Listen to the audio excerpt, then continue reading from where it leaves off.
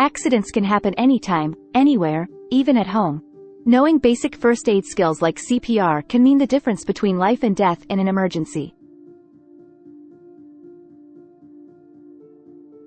Mom, are you okay?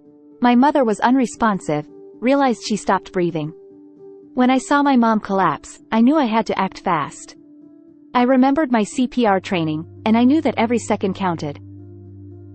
The first thing I did was ensure the scene was safe.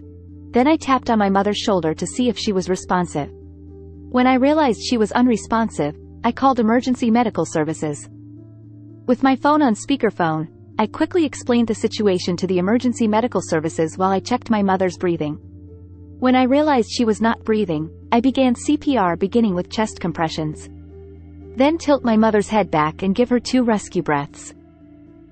I remembered the adult CPR compression rate is 30 compressions to 2 breaths, so I began by giving my mom 30 chest compressions followed by 2 breaths. I delivered compressions at a rate of 100 to 120 compressions per minute, at a depth of at least 1/3 the chest, which is at 2 to 2.4 inches for adults. I opened my mother's airway and delivered 2 rescue breaths, each lasting 1 second. I watched for her chest to rise, and resumed compressions.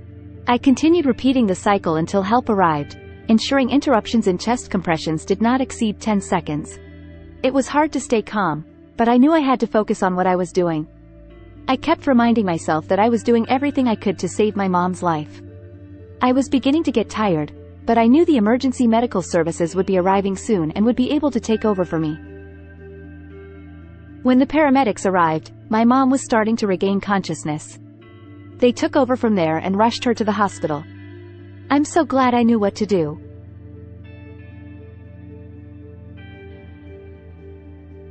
CPR saved my mom's life, and it can save yours too.